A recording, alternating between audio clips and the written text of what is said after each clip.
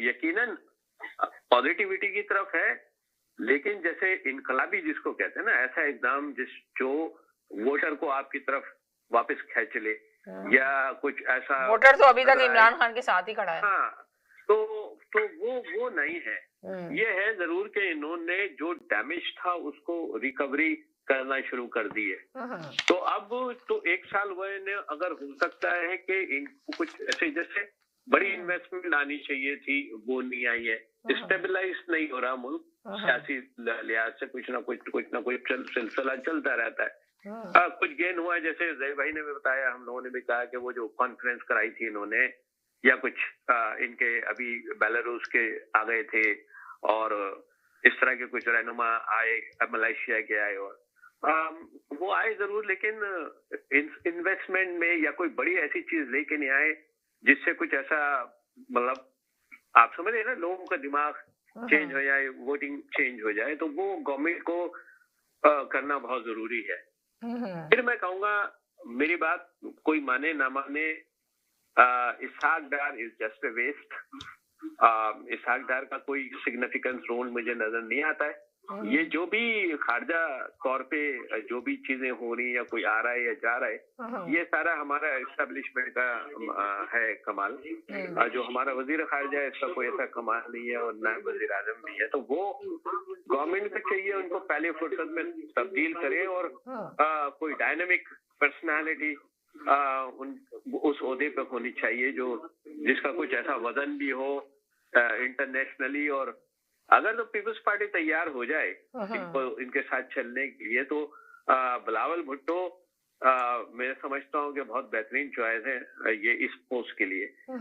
खारजा भी अमूर देखें और नायब वजीर आजम भी देखें, वो मुझे लगता है कि वो एक बेहतरीन चॉइस हो सकते हैं। यानी आप कह रहे हैं कि बिलावल को जो है ना वजीर आजम बना देना चाहिए अब? नहीं, नायब वजीर आजम की जो एक पोस्ट है, आई मीन इसहाक डार जिस रोल में है ना, वो रोल को भर के नहीं आ रहा है सामने।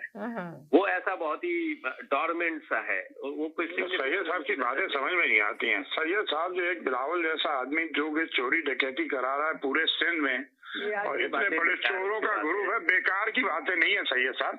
आप समझदारी की बातें करें, या फिर आप बोल रहे एक चोर के साथ, और चोरों को, बड़े चोर के साथ छोटे चोर को मिला रहे हैं आप। यार भाई साहब, मेरी बात करने दो मुझे। कर लें, आप कर लें भाई। तो ये गवर्नमेंट के हवाले से इस तरह की चीजें हैं।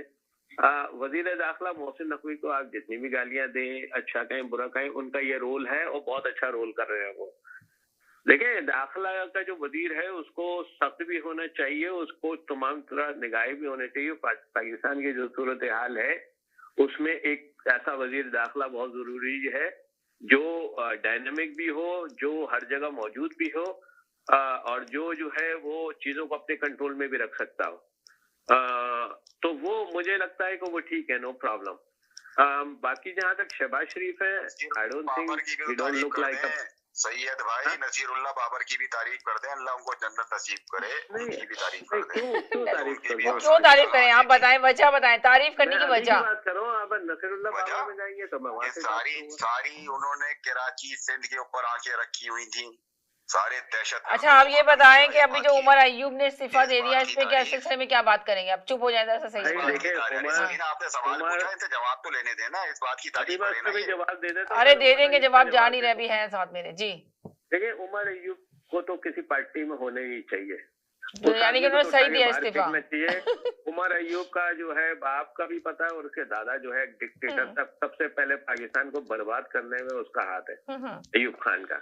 तबाही जो आई है ना पाकिस्तान में, वो उसकी ईंट जो है ना, पहले बुनियाद उसी ने रखी थी, अय्यूब खान ने। तो ये गौहर अय्यूब हो या ये उमर अय्यूब हो, इन जैसे लोगों को किसी भी पार्टी में होने नहीं चाहिए। कंप्लीटली बाइकआउट होना चाहिए तमाम सियासी पार्टियों का। ये हुमायूं अख्तर और ये एजाजुल हक और ये गौहर अय्यूब और ये असद उमर, ये सारे डकैत लोग हैं। इन्होंने पैसा कहाँ से बनाया? तो ये सियासत में आए कैसे? जी, ठीक है ना।